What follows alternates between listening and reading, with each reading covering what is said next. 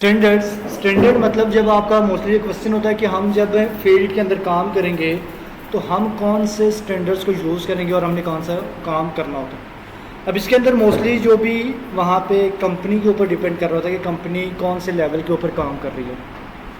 Company अगर nationally काम कर रही है, जैसे उसने बनानी है लाहौर के अंदर चीज़ और रावलपिंडी के अंदर बेचनी है, तो वो फिर कंपनी के स्टैंडर्ड ही यूज़ करेगा। लेकिन अगर उसने पंजाब में बना के सिंध के अंदर भी बेचनी है, उसने KPK के अंदर भी बेचनी है, फिर उसे क्या करना पड़ेगा, नेशनल स्टैंडर्ड यूज़ करने पड़ेंगे। और अगर उसने वही चीज़ बना के दूसरी कंट्री के अंदर बेचनी है, फिर उसे इंटरनेशनल स्टैंडर्ड यूज़ करने पड़ेंगे।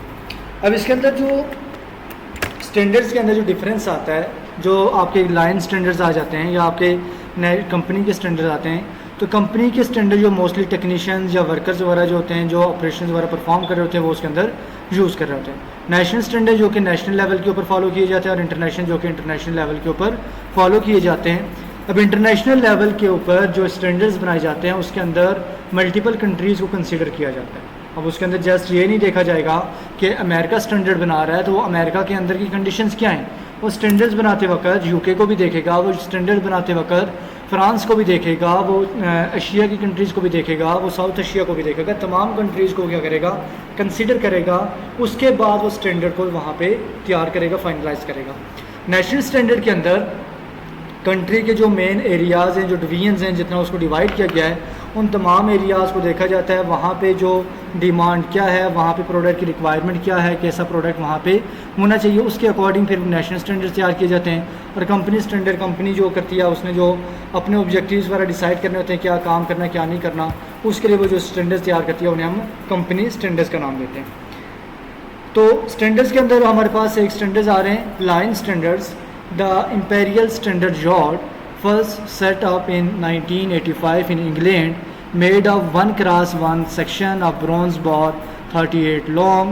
One yard is taken 36 distance between the central line on the two golden plugs. अब ये जो यार्ड था, तो ये यार्ड जो है, तो जो लाइन स्टैंडर्ड मोस्टली आप जो गैस यूज़ कर रहे होते हैं जब भी आपने मेजरमेंट्स करनी होती हैं, तो ये स्टैंडर्ड 1985 के अंदर इंग्लैंड के अंदर इसको सेट किया गया। इसके अंदर जो एक बार थी, गोल्डन जो बार थी, जो कि ब्रॉन्ज बार है, गोल्डन कलर है, तो इसको वहाँ पे क्या किया गया, यूज़ किया गया। अब इसके ऊपर दो मार्क्स लगाए गए, एक राइट साइड के ऊपर और एक लेफ़्ट साइड के ऊपर। इन दोनों के दरमियान टोटल जो बार है, टोटल बार की जो लेंथ है वो 38 इंचज़ है, और जो ये जो पॉइंट्स हैं इनके दरमियान का जो डिस्टेंस है वो 36 इंचज़ है। और 1 यार्ड आपका जो एक गैस है वो था 36 इंचज़ का वहाँ पे लिया गया। तो ये जो सेंट्रल आपके पॉइंट्स आ रहे हैं, इनके दरमियान जो सेंट्रल डिस्टेंस है 36 इक्वल वहाँ पे पॉइंट्स वगैरह लगाएंगे। मतलब अगर हमारे पास ये है, अब यहाँ से हम क्या करेंगे, पॉइंट लगाने शुरू करेंगे और करते करते हम यहाँ तक 36 इक्वल डिस्टेंस के ऊपर पॉइंट लगाएंगे। वो ये जो ब्रॉन्ज बार होगी वो वहाँ पे हमारे पास एक यार्ड के इक्वल आ जाएगी। और इसको इंग्लैंड के अंदर इसकी स्टार्टिंग वगैरह की गई थी। अब जो लाइन स्टैंडर्ड के अंदर ही सेकंड आपके एक आपका इंपीरियल स्टैंडर्ड आ गया, दूसरा आपका आ गया इंटरनेशनल प्रोटोटाइप मीटर। इंटरनेशनल जो प्रोटोटाइप मीटर है, जो कि मेजरमेंट मीटर के अंदर करता है, ऊपर वाला किसके अंदर कर रहा था, यार्ड के अंदर कर रहा था, ये मेजरमेंट मीटर के अंदर करेगा। तो ये इंटरनेशनली जो बनाया जा रहा है, तो इंटरनेशनली ये made of an alloy consisting of 10% iridium and rest platinum. अब इसके अंदर जो मेटल अलॉय यूज़ किए जाते हैं उसके अंदर 90% प्लेटिनियम होती है और 10% इरेडियम। इन दोनों को यूज़ करते हुए एक अलॉय बनाया जाता है और इसकी जो शेप होती है वो एक्स शेप होती है। रिजिड सेक्शन इसका यूज़ किया जाता है और 1 मीटर डिस्टेंस मेजर किया जाता है 2 पॉइंट्स के दरमियान, 2 लाइंस के दरमियान, और उसके जो अपर सरफेस और 0 डिग्री सेल्सियस के ऊपर मीन। अब इसके अंदर जो पहला स्टैंडर्ड था वो कौन सा था, इंपीरियल स्टैंडर्ड। मतलब कि जो स्टैंडर्ड आप क्या कर रहे थे, कंट्री के अंदर यूज़ कर रहे थे। पाकिस्तान के अंदर कपड़ा लेने जाएंगे तो आपको मीटर के अंदर नहीं मिलता, यार्ड के अंदर मिल रहा होता है। वहाँ पे उन्होंने जो वहाँ पर रखा हुआ मीटर, उसकी लेंथ नहीं होती है, वो गज होती है। लेकिन आप उसी की जगह जब भी आप इंटरनेशनली कोई चीज़ खरीद रहे होते हैं, वहाँ पे हमेशा वो मीटर्स के अंदर वहाँ पे शो हो रही होती है। इंटरनेशनली जो मीटर है, तो ये प्रोटोटाइप मीटर जो है, तो ये इरेडियम और प्लेटिनियम से बनाया गया। और इसको जो टेम्परेचर है, कल भी हमने बात की थी कि जब ये स्टैंडर्ड तैयार किए जाते हैं तो वहाँ पे मल्टीपल कंडीशंस वहाँ पे कंसीडर की जाती हैं, उसके बाद इन स्टैंडर्ड्स को तैयार किया जाता है। फिर आपका स्मॉल ब्लॉक्स और स्लिप गॉजेस भी आ जाते हैं। जो कि आपके यूज़ फॉर शॉर्ट लेंथ से up to maximum of 150 millimetre. जब हमने छोटी चीज़ों की मेजरमेंट करनी होती है, उनकी लेंस वगैरह मेजर करनी होती है, उसके अंदर हम स्मॉल बॉक्स या स्लिप गॉजेस वगैरह भी यूज़ करते हैं। और उसके बाद सिलेंड्रिकल एंड बॉर, ये लार्जर लेंथ के लिए, और जो आपके स्फेरिकल एंड के ऊपर आपके बॉल्स आ रहे हैं या फ्लैट या स्फेरिकल आते हैं, तो उनकी हमने जो एंड्स वगैरह होते हैं उनको मेजर करने के लिए हम इनको यूज़ करते हैं। मीन ये अब डिफरेंट टाइप के जो सिलेंडर्स हैं इनको यूज़ किया जाता है। अब आपने देखा होगा कि बाद आपके वहाँ पे आपके ये छोटे छोटे बॉक्सेस बने होते हैं, इनके अंदर बॉक्सेस बने होते हैं। इन बॉक्सेस की क्या होती है कि डिफरेंट वहाँ पे डायमेंशन होती हैं। उन डायमेंशन के अकॉर्डिंग क्या होता है कि वहाँ पे जो चीज़ें हैं वो मेजर इजीली कर दी जाती है, एक स्टैंडर्ड बना दिया गया। अब मुझे अगर चाहिए 4 इंचज़ वाला एक नट चाहिए, तो अब मैं क्या करूँगा कि इस स्टैंडर्ड के अंदर मैं जो मेरे पास जो नट्स हैं उनको मैं एक बार स्प्रेड करूँगा, जो जिस लाइन के अंदर आ रहा है, जिस बॉक्स के अंदर, वो उसके अंदर फॉल कर जाएगा और रिमेनिंग आगे पास करता जाएगा। और जो मुझे 4 वाला, तो 4 वाला इजीली मिल जाएगा। अब ये स्टैंडर्ड्स आपके यूज़ किए जा रहे होते हैं जब आप क्या कर रहे हैं कि डिफरेंट चीज़ों की मेजरमेंट्स कर रहे हैं, और एंड के ऊपर आप वहाँ पे एंड स्टैंडर्ड मतलब कि जो आप हैं फील्ड के अंदर इनको यूज़ कर रहे हैं। फिर वेवलेंथ को भी यूज़ किया जाता है। वेवलेंथ जो ये क्या करती है कि डिस्टेंस मेजर कर रही होती है between wavelength of light. When wavelength is measured as the distance between wavelength of light, जब भी हमने लाइट के दरमियान उसका डिस्टेंस मालूम करना होता है कि जो लाइट अब एक जगह से दूसरी जगह किस तरह पास कर रही है, तो उस वक्त हम उसकी जो वेवलेंथ है वो मेजर कर रहे होते हैं। और वेवलेंथ जब मेजर करनी होती है, इसके अंदर रेडिएशन यूज़ की जाती हैं, जिसके अंदर आपकी कैडमियम जो होती है जिसको ज़्यादा प्रेफर किया जाता है। और ये सबसे ज़्यादा क्या होता है रिलायबल देन मेटेलिक स्टैंडर्ड। ये मेटेलिक स्टैंडर्ड से जो आपके वेवलेंथ स्टैंडर्ड्स आते हैं ये ज़्यादा प्रेफरेबल होते हैं, ज़्यादा यूज़ होते हैं, ज़्यादा इफेक्टिव होते हैं। और जो वेवलेंथ रेडिएशन होती है जो कैडमियम से निकलती है, उसकी एक स्पेसिफिक का वहाँ पे डायमेंशंस होती हैं 64, 38.46, 96, 8 degree under 20 degree Celsius temperature, 760 millimetre atmospheric pressure and 10 millimetre of vapour pressure. अब ये जैसे आप जब भी टेम्परेचर वगैरह या बाकी चीज़ें चेक कर रहे होते हैं, तो इनके अंदर ये जो चीज़ होती है, तो ये वो वहाँ पे तमाम जो चीज़ें हैं इनको कंसीडर करते हुए इसको वहाँ पे वेवलेंथ पास की जाती है। और उसके बाद जो उसकी वहाँ पे वेवलेंथ के दरमियान क्रस्ट और जो ट्रफ होता है, और उसके दरमियान जो डिस्टेंस आता है, और जो उसके दरमियान आपका एक डिस्टेंस होता है और दूसरा क्या होता है displacement, shortest distance between 2 points. और डिस्टेंस क्या होता है कि the distance from 1 point two another point. तो अब इसके अंदर ये दोनों चीज़ें जो होती हैं उनको मेजर किया जा रहा होता है, और फिर उसके अकॉर्डिंग जो वेवलेंथ है उसके अंदर। अब ये जो वेव आपकी जा रही है, इस वेव के अंदर आप देखें तो यहाँ से जो वेव स्टार्ट हो रही है, ये मूव करके यहाँ तक जो आ रही है, ये टोटल इसका डिस्टेंस है। और उसी की जगह यहाँ से लेके यहाँ तक जो वेवलेंथ इनके दरमियान डिस्टेंस है, इसे हम किसको डिस्प्लेसमेंट कहते हैं। तो वेवलेंथ को भी क्या किया जा रहा होता है, यूज़ किया जाता है, और उसके थ्रू वहाँ पे जो स्टैंडर्ड्स हैं उनको मेजर किया जाता है, और स्टैंडर्ड के तौर पे इसको यूज़ करके वहाँ पे जो इक्विपमेंट्स हैं या टूल्स हैं उनके दरमियान जो डिस्टेंस हो रहा है मेजर किए जाते हैं।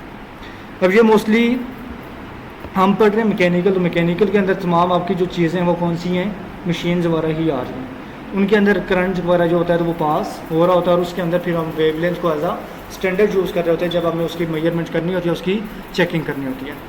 फिर नेक्स्ट आ जाता है कि प्लानिंग ऑफ इंस्पेक्शन, के इंस्पेक्शन की जो प्लानिंग है वो किस तरह करनी होती है। तो जब भी हमने इंस्पेक्शन की प्लानिंग करनी है, तो उसके अंदर हमने कुछ क्वेश्चंस होते हैं, उनके हमने आंसर्स लेने होते हैं। सबसे पहला, वाई टू इंस्पेक्ट, हमने चेकिंग करनी क्यों है, इंस्पेक्शन करनी क्यों है। सेकंड, व्हाट टू इंस्पेक्ट, क्या चीज़ हमने जाके उसकी इंस्पेक्शन करनी है। व्हेन टू इंस्पेक्ट, कब करनी है। वेयर टू इंस्पेक्ट, कौन सी जगह पे करनी है। व्हाट मेथड ऑफ इंस्पेक्शन, कौन सा इंस्पेक्शन का मेथड हमने यूज़ करना है। हु विल इंस्पेक्ट, और कौन करेगा। अब ये जो पूरा डॉक्यूमेंट एक तैयार किया जाएगा, इस डॉक्यूमेंट के अंदर जब आप करेंगे कि वाई टू इंस्पेक्ट, अपने जो उसके अंदर स्टैंडर्ड्स हैं या आप रीजंस फाइंड आउट करेंगे, हम इंस्पेक्शन करने क्यों जा रहे हैं, चेकिंग क्यों करने जा रहे हैं, क्या हमने उसके अंदर आइडेंटिफाई करना है, क्या हमने स्टैंडर्ड्स को जाके चेक करना है या क्या करना है। फिर जब सेकंड चीज़ आ जाती है व्हाट टू इंस्पेक्ट, क्या चीज़ चेक करनी है, क्या हमने मशीन को जाके चेक करना है, क्या हमने वहाँ पे इन्वायरमेंट को चेक करना है, क्या हमने लेबर को चेक करना है, क्या हमने मटेरियल को चेक करना है, किस चीज़ को चेक करना है। अब जब चीज़ आपको पता होगी जिस चीज़ को चेक करने जा रहे हैं, तो उसको चेक करने के लिए क्या चीज़ें रिक्वायर्ड है वो भी आप क्या करेंगे, साथ लेके जाएंगे। फिर व्हेन टू इंस्पेक्ट, कब हमने किस दिन किस डेट को करना है, ताकि उसके अकॉर्डिंग जो आपकी टीम है उसको आप क्या करेंगे, मैनेज करेंगे। जो टीम, एक बंदा तो जाएगा नहीं, पूरी टीम जाती है, तो उस टीम के अंदर इंजीनियर्स भी हैं, साइट इंजीनियर्स भी हैं, मैनेजर भी है, और वहाँ पे आपके QC इंस्पेक्टर वगैरह भी आ जाते हैं। और ये पूरी टीम है, तो पूरी टीम के लिए जब डेट फाइनलाइज़ की जाएगी उसके अकॉर्डिंग उनको बताई जाएगी, फिर वो टीम अपने जो वर्किंग है उसके अकॉर्डिंग वहाँ पे क्या करेगी, परफॉर्म करेगी। वेयर टू इंस्पेक्ट कौन सी जगह पे करनी है, अब इसके लिए आपको पता चलेगा कि हमने जहाज़ से जाना है या पैदल जाना है, ये भी तो डिसाइड करना है ना। ऐसा तो नहीं है कि सुबह उठ के कि हमने इंस्पेक्शन करने जाना, किधर जाना था, आज तो हमने कराची जाना था, गाड़ी वो तो मिली ही नहीं है, टिकट तो करवाई नहीं है, फिर क्या होगा, इंस्पेक्शन नहीं परफॉर्म होगी। अब इंस्पेक्शन परफॉर्म करने के लिए ये चीज़ भी आपको क्या करनी पड़ती है, पहले फाइनलाइज करनी पड़ती है। What method of inspection you will use, तो कौन सा इंस्पेक्शन का मेथड है जो आप यूज़ करेंगे। क्या वहाँ पे आप रेगुलरली इंस्पेक्शन करने जा रहे हैं, स्पेशल इंस्पेक्शन करने जा रहे हैं, या वहाँ पे आप हैं ऑब्जर्वेशन करने जा रहे हैं, कौन सा मेथड आप यूज़ करने जा रहे हैं। फिर हु विल इंस्पेक्ट, इंस्पेक्ट कौन करेगा, वो बंदा जो कि आज पहले दिन QC की जॉब परफॉर्म करने आया वो जाके इंस्पेक्शन करेगा, या वो प्रोफेशनल पर्सन जो कि वहाँ पे इंस्पेक्शन के तमाम प्रोटोकॉल्स के बारे में जानता है वो परफॉर्म करेगा। ये चीज़ भी वहाँ पे क्या की जाती है, डिसाइड की जाती है, ताकि जिस बंदे को जो ड्यूटी दी जा रही है वो वहाँ पे इफेक्टिव वे के अंदर जाके परफॉर्म कर सके। अब जो इंस्पेक्शन करनी है, इस इंस्पेक्शन के अंदर हमारे मकासद क्या हैं, क्या ऑब्जेक्टिव्स हैं जो कि हम अचीव करना चाहते हैं। सबसे पहला जो है वो ये हम देखते हैं कि ensure the educate quality of product. सबसे पहले हमने इंश्योर करना होता है जो प्रोडक्ट वहाँ पे तैयार किया जा रहा है उसकी क्वालिटी सही है या नहीं है, उसकी क्वालिटी को इंश्योर करने के लिए जाते हैं। सेकंड, उसके अंदर हम डिफेक्ट्स जो भी हैं उनको प्रिवेंट करना, उनको आइडेंटिफाई करना। थर्ड, उसके अंदर जो कंपटीशन जो कंपनी काम कर रही है उस कंपनी की रेपुटेशन को इम्प्रूव करने के लिए, ताकि उसके जो प्रोसेसेस हैं वो इम्प्रूव हो सकें, ज़्यादा इफेक्टिव वे के अंदर काम कर सके। उसके बाद help in compiling information regarding the performance, उसका इंस्पेक्शन की जाती है ताकि पता चल सके जिनको आप पैसे दे रहे हैं वो काम भी कर रहे हैं या नहीं कर रहे हैं। अगर काम कर रहे हैं तो काम सही से कर रहे हैं या नहीं कर रहे, रूल्स एंड रेगुलेशंस को फॉलो कर रहे हैं या नहीं कर रहे। To find out defects in raw material and errors in workmanship, जो मटेरियल है और जो वर्कर्स हैं उनके अंदर जो एरर्स हैं, जो चीज़ें कम हैं, जो कमियां हैं, उनको आइडेंटिफाई करने के लिए भी आप इंस्पेक्शन करते हैं। To protect the consumer from receiving a product of substandard, और आप इंस्पेक्शन इसलिए भी करते हैं कि जो आपका कंज्यूमर है उसको जो प्रोडक्ट मिलेगा वो क्वालिटी वाइज अच्छा होना चाहिए, सब स्टैंडर्ड का प्रोडक्ट उसे नहीं मिलना चाहिए, पाकिस्तानी प्रोडक्ट उसे नहीं मिलना चाहिए। क्लियर हो गया, काफ़ी इतना कि पूरा करें। इंस्पेक्शन के मेथड कितने टोटल? 3 मेथड्स। अभी क्या पढ़ा आपने? रेगुलर पढ़ा है की फोकस ऑन दैट पॉइंट, और वो 3 आपने बताया। देखिए कितने हैं? थोड़ा सा बताएंगे इनका क्या क्या होगा? हाँ सारा बताएंगे, कल यही बताएंगे।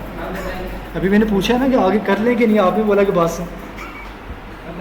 आगे करना है तो मैं अभी स्टार्ट कर ले, तो मुझे तो मसला नहीं है। 5 पॉइंट एक्सप्लेन किए हैं, 5 पॉइंट एक्सप्लेन किए हैं। हाँ आगे के ये क्या भैया में आए